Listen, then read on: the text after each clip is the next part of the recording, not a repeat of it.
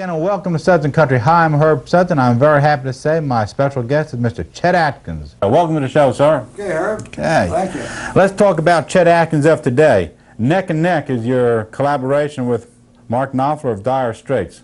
That's right. What kind of music's on this LP? Well, it's more traditional country, I suppose. I had been doing quite a few jazz type albums for CBS because that was the only place I could get play. It was on jazz stations or on easy listen stations. Country stations do not play instrumentals anymore, and they fixed it so I couldn't even win the Instrumentalist of the Year anymore. No kidding. Well, to win that, you've got to have played behind the singer of a record that went #1 or something. It's like saying to be Vocalist of the Year, Reba McEntire must sing behind Anne Murray or somebody to win the award. That's how crazy it is.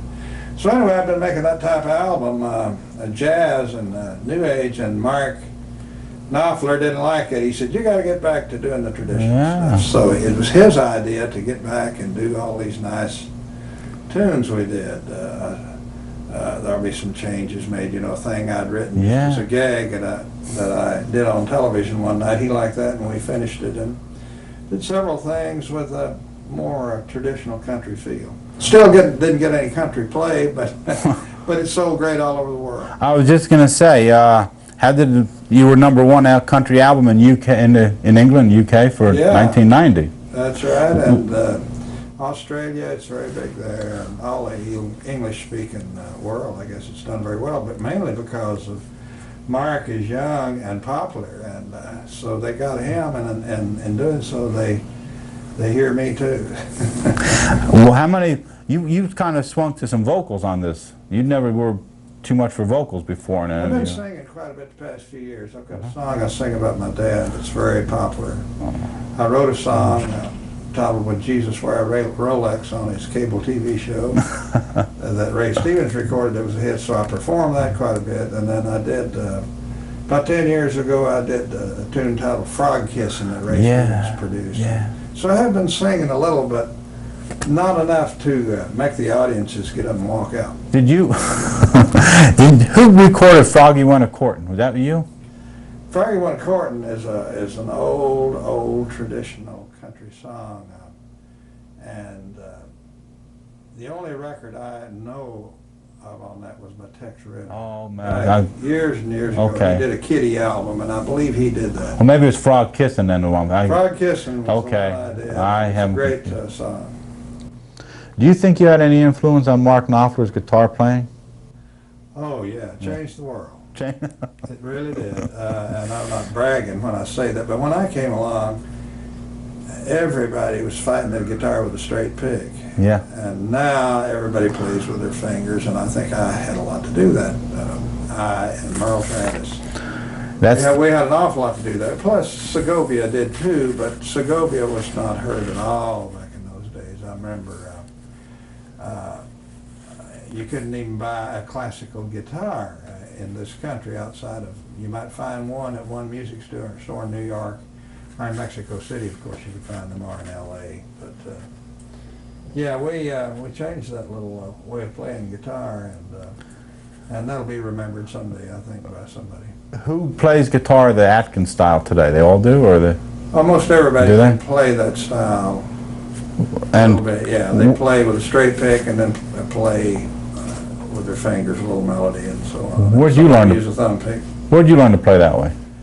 I kind of made it up. That's the reason you're sitting here talking to me. Calling the Atkins style? At one time, I was very different and could walk into any radio station and get a job because I was different from any other guitar player in the world. And when you do that, maybe you're not the greatest, but you're I'm one of the best known players. You sure are. And so that's what happens when you do get lucky enough to come up with something different, which I did.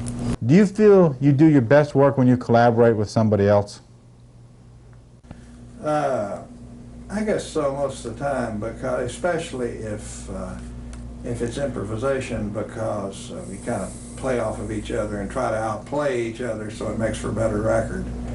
Yeah, it works well. I think some of the best albums I've ever done were with Les Paul.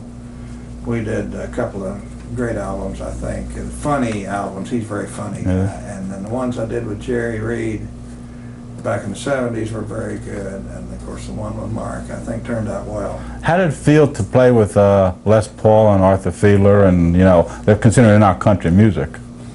Well, Les Paul and my brother worked together back in the 30s and 40s. My brother was a singer, and before Mary Ford, Les Paul had a trio that included my brother and Ernie Newton, and they were on with Fred Waring twice a week. So I grew up listening to that. That's how I kind of got into playing. Single string guitar was listening to my brother, and I got to hear Les Paul, and was greatly influenced by him, I might add. Arthur Fiedler, that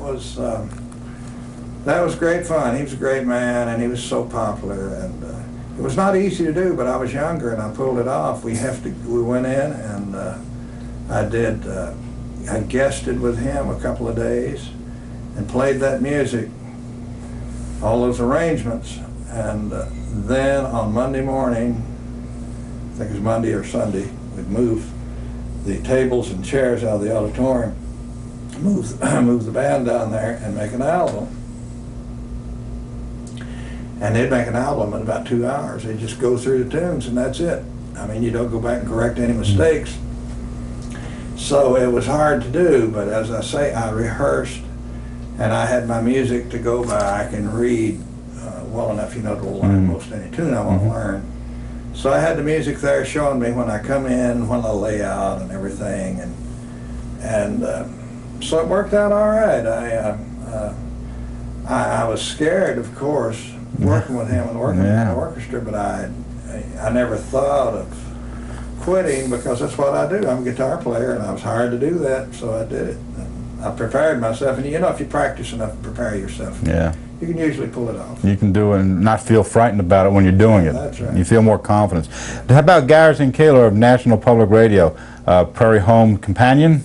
He once said about you, Chet is one of the few guitarists I know who plays songs so that they don't need the lyrics, their vocalism and singing to his playing. Explain what that means, vocalism and singing to his playing. Well, he said something about that I don't need lyrics when I'm playing the guitar, because I make the guitar speak. I think that's what he was trying to say. How do you do it?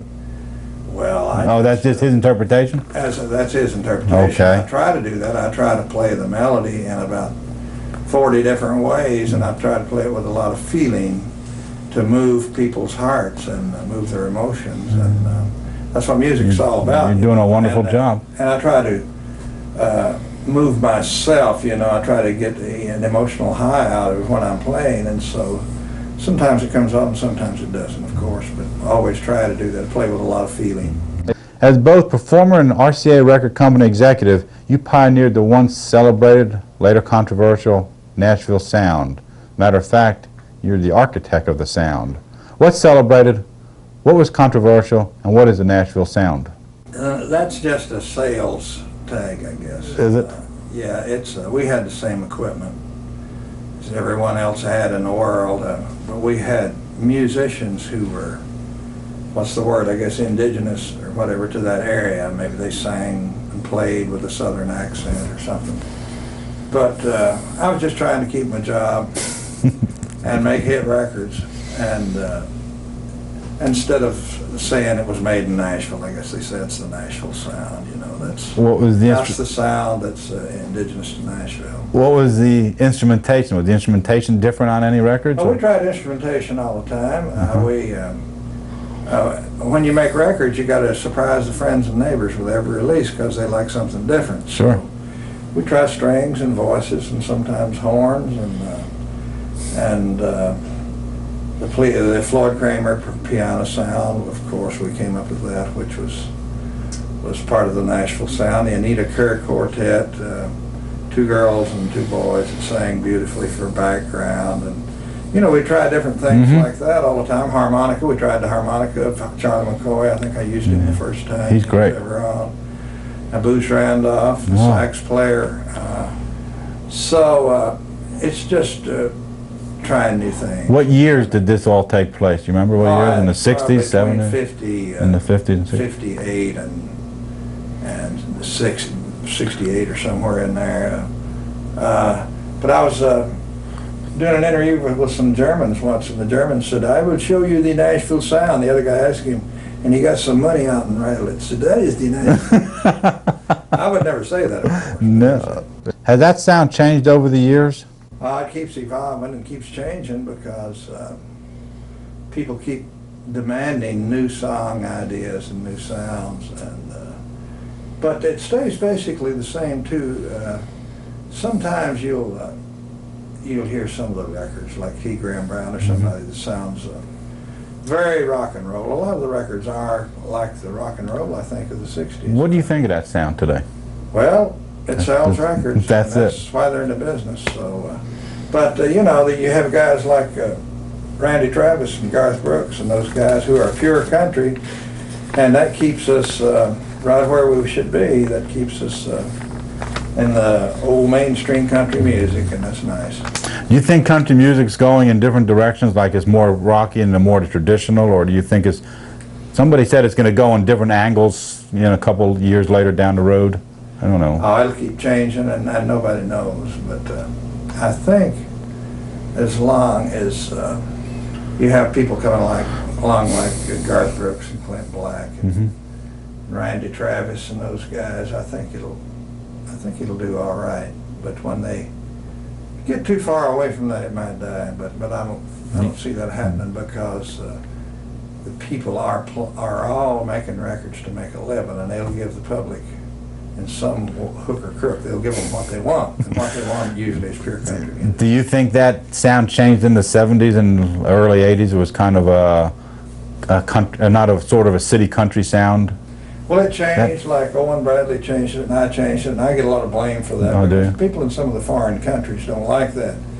But those people don't buy records. Yeah. You have all the old people saying, "Why don't you make records like you used to make?" Well, you could make those, but they won't buy records anymore. So you gotta pander to the young buyer now, and it's become a visual business. They like to look up there. They like to see a young, handsome, sexy guy singing country music. That's what they're getting. They're getting it now. A figure who long has transcended country music while simultaneously being hugely responsible for its rise to respectability. Record company executive, ambitious musician. Explain that to us. Somebody else would have done it if I didn't, if Owen Bradley didn't. Yeah, all it was required was a good sideman like I was, I've been exposed to all kinds of music. My dad's a classical teacher, and I'd been into jazz and gospel and rhythm and blues and everything. So that's all it would have taken, and somebody would have done it if I hadn't, because I'm no genius, you know. I just gathered in some good musicians who were my friends, and I selected the wheat from the chaff, you know. We make records mostly head arrangements, and we gather around the piano and work out a nice arrangement, and I'd say, "Okay, you do that, you do this," and we'd make a record. Sometimes a hit, sometimes it wasn't. And because we were making so many records, and everyone else was making records the same way, we made a few that were hits. How many?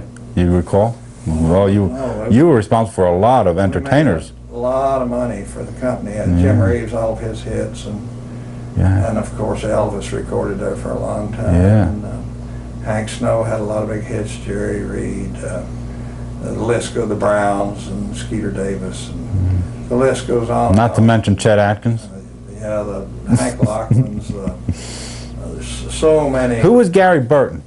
Gary Burton is the world's greatest five player. I signed him up when he was about 15 years old, and we went up to the Newport Jazz Festival, which was closed because of the riot they had at Newport, the college kids, and I think he teaches at Berkeley now, and he's probably 50 years old, still the greatest vibe player around, and a nice guy. Yeah. You've been introduced as the world's greatest guitar player. Who was the first person that introduced you that way? That's not true. You know, Not, people do that, and I dreamed of that happening when I was a kid. Before I ever got in the business, you know, I had this burning ambition to be the world's greatest guitar player, but we know the truth about that. I will admit to being one of the best known because I've been around so very long. But the first guy, he said Chet Atkins and his educated guitar, he would say all the time. Lowell Blanchard, the guy that gave me my first job. And Ralph Emery calls me the Godfather of the guitar. Okay. All this junk, but it's all true. You've been. I love the guitar. I think better than anyone's ever come along, or as much. And I've practiced probably more. I never had a set regimen of practicing, but sometimes I play for 3 days, but I never had a set regimen of playing so many hours a day. I just play when I want to play. You sing a song almost in every show about your father called "I Still Can't Say Goodbye." You wrote the song? Wrote some of it. And it fits me very well. My dad was a music teacher, voice, piano teacher, and was very fond of him. And I guess the song would fit a lot of people, you know. Back when I was raised, all the dads wore hats, and you'd get his hat and put it on and look in the mirror and try to be like him. How long ago did you write that song? I've been doing that about 4 or 5 years. Some guys, and there's a guy in Ireland and a guy from Chicago, they were in Nashville and wrote that and gave it to Scotty Turner. And he brought it to me and said, "You should do this on your shows." He said, "Spotlight, get you an old hat." And so I listened to it a month later or something. I thought, yeah, that's for me. And I put in some of the best lines, I think, some of the lines that fit me. And it's a very, very touching song. I get emotional every time I do it because it's so much like the way my dad was, and my feelings toward him are expressed so very well in that song. You're a Hall of Famer, the youngest member there? Yeah, they say I was the youngest person ever inducted. How old were you? I don't know. Oh, okay. I was probably 40, 39 or 40. I believe somewhere in there. How about the Chet Atkins Appreciation Society? Oh, that's a group of people that appreciate the way I play, and they play with a thumb and fingers, and they come in from all over the world. They're going to have that in July? In October and August. And there's 40 people coming in from France, and a lot of people from England, and all over the United States, and most of them play like I play. And Earl Clue comes in, and he's a great player too, and sells more records than anybody probably. And Nato Lima, the Los Indios Tabajaris, they're coming in and entertain, and it's great fun for guitar players, because you can learn so much, learn so many licks, and they have workshops. And you're there? And they guys come in and sell their handmade guitars. I come in for a day and hang around and play. You jam with the guys? Some, yeah. Good. Did you really play fiddle for the Carter family in Knoxville in 1943? Oh, a little bit now and then. Do you? I played guitar mostly with them, but fiddle once in a while. In fact, I'm going to play it right now. I've got to take off my microphone and go. All right. Let me just close the show by saying it's been a pleasure having you on my show. Boy, I'll tell you, Chet Atkins, of all people, I can't believe it. Well, thank you. World-renowned guitar player, guitarist.